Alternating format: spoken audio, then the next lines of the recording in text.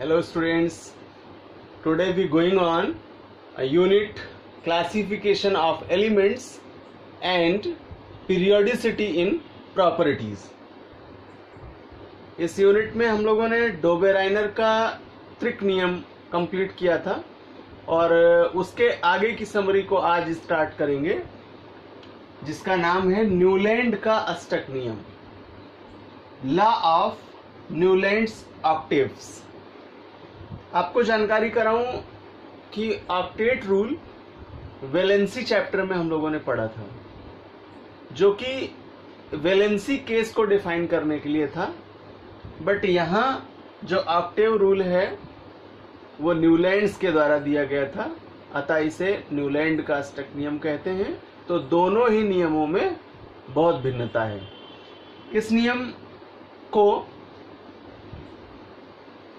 1865 में John Alexander Newland नाम के साइंटिस्ट ने प्रतिपादित किया। डोबेराइनर के बाद न्यूलैंड ने एलिमेंट्स के वर्गीकरण की एक सही पद्धति का डेवलपमेंट किया और जिसका आधार ऑक्टेव रूल्स था। तो हम लोग इस नियम के मुख्य बिंदुओं को समझते हैं। इस नियम के अनुसार जब किसी आवर्त में क्षैतिज चलते हैं तो न्यूलैंड ने एलिमेंट्स का अरेंजमेंट कुछ इस प्रकार किया कि पहला तत्व प्रत्येक 8वें तत्व से समानता प्रदर्शित करता है और यह समानता ठीक उसी प्रकार से प्रदर्शित होती है जैसे सरगम के स्वरों में समानता प्रदर्शित होती है। तो आइए इसे एक एग्जाम्पल के माध्यम से क्लियर करते हैं। तो इस नियम के अनुसार एलिमेंट्स को इस प्रकार व्यवस्थित करते हैं कि जो फर्स्ट एलिमेंट है वो 8th एलिमेंट से आपस में गुणों में समानता प्रदर्शित करता है और यह समानता ठीक उसी प्रकार से समानता होती है जैसे कि सरगम के स्वरों में समानता होती है। तो आइए देखते हैं इसे। सबसे पहले सेटअप लिया है एलिमेंट्स का। लिथियम 3 से स्टार्ट होगा, beryllium 4, boron 5, carbon 6, nitrogen 7, oxygen 8 and fluorine 9। Than zero group के एलिमेंट्स को नहीं लिख रहे हैं। देन सोडियम का स्टार्ट लेते हैं 11 and 12 and 13 and 14 and 15, 16 and 17, then 19 and 20. Lithium, beryllium, boron, carbon, nitrogen, oxygen, fluorine, sodium, magnesium, aluminium, silicon, phosphorus, sulfur, chlorine, potassium and calcium. तो अब हम यहाँ काउंट करें। Suppose that first element lithium को मान लें, तो सरगम के स्वर फर्स्ट लिखते हैं सा, देन सेकंड रे, थर्ड गा, मा, पा, धा, नी, सा।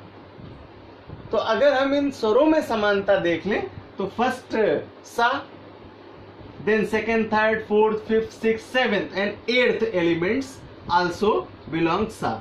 तो ये दोनों आपस में समानता प्रदर्शित करते हैं।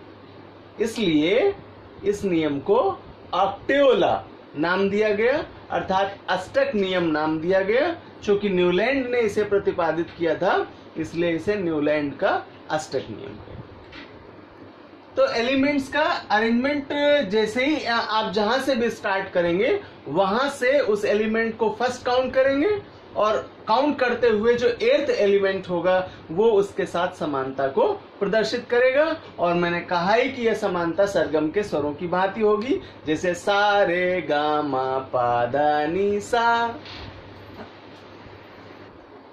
लेकिन स्टूडेंट्स, जैसे जैसे एलिमेंट्स का डिस्कवरी और बढ़ा तो कुछ ज्ञात तत्वों के लिए यह रूल फेल्योर हुआ, अर्थात इस नियम से जो ऑक्टेव कंडीशन थी उसके आधार पर उन एलिमेंट्स की सिमिलरिटीज को स्टडी कर पाना पॉसिबल नहीं हुआ, तो इस तरह से न्यूलैंड का अष्टक नियम भी फेल्योर हुआ।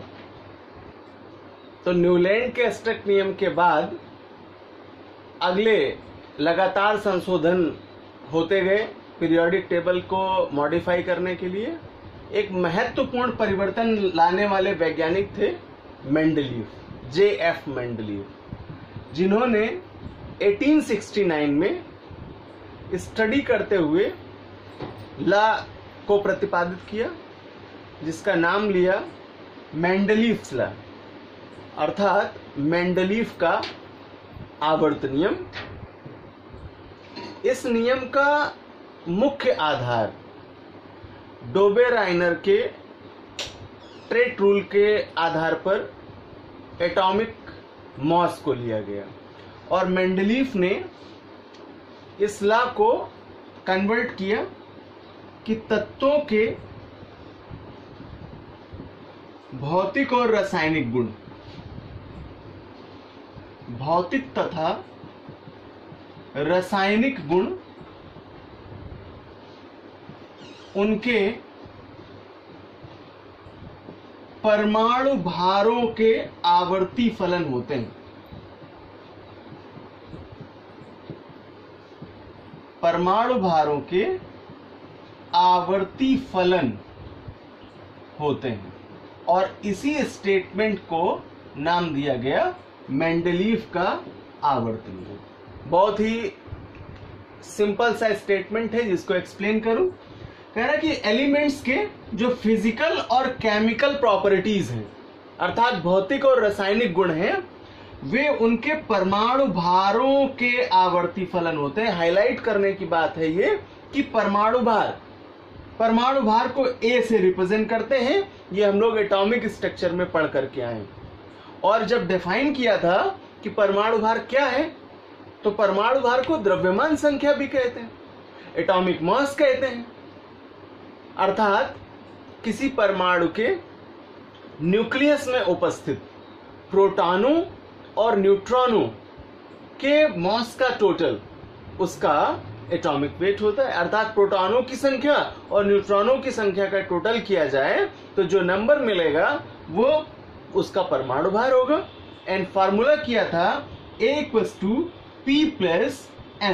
तो इस तरह से जो मेन बेस लिया गया यहाँ वो परमाणु भार था और कह रहे हैं कि तत्वों के भौतिक और रासायनिक गुण उनके परमाणु भारों के आवर्ती फलन में। Now we define in English the properties of the elements are a periodic function of their atomic weights.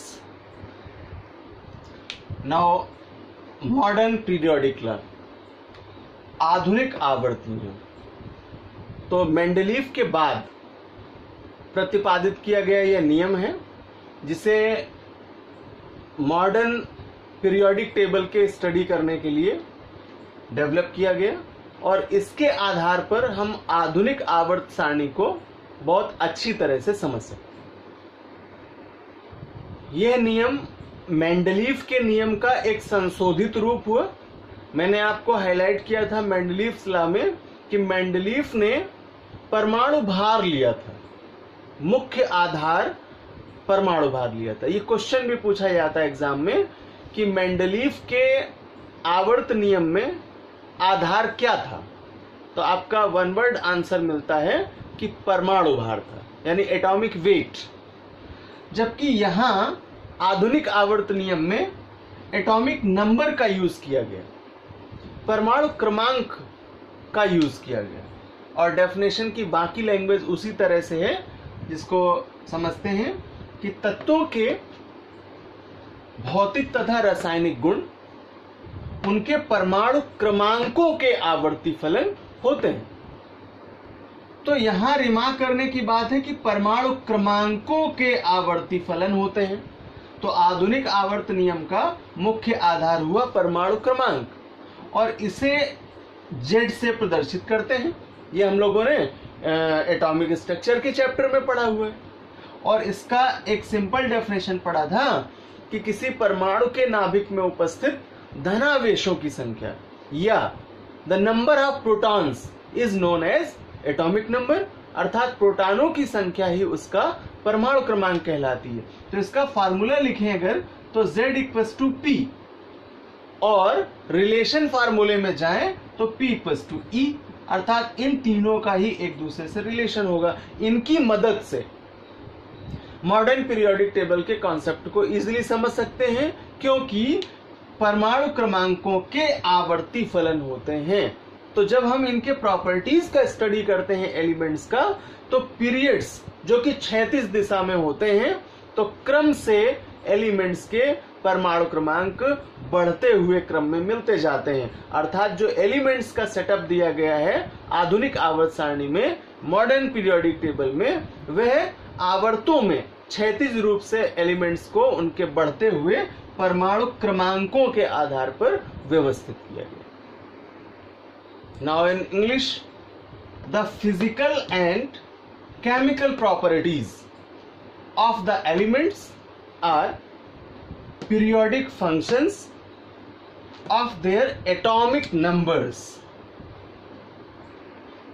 तो इन दोनों नियमों को पढ़ने के बाद सबसे पहले हम लोग मेंडलीफ के नियम के आधार पर, अर्थात मेंडलीफ के आवर्त नियम के द्वारा मेंडलीफ की पीरियोडिक टेबल को पढ़ेंगे। क्या कमियां रह गई थी उनकी पीरियोडिक टेबल में, यानी defects of Mendeleev periodic table, उसका स्टडी करेंगे। देन परिवर्तन के बाद आधुनिक आवर्त नियम के अनुसार मॉडर्न पीरियोडिक टेबल कैसे डेवलप की गई, कौन कौन से इसके मेन बिंदु थे, और पीरियोडिक टेबल के क्या क्या मेन कैरेक्टर्स थे, इन सब का स्टडी नेक्स्ट क्लास में करेंगे।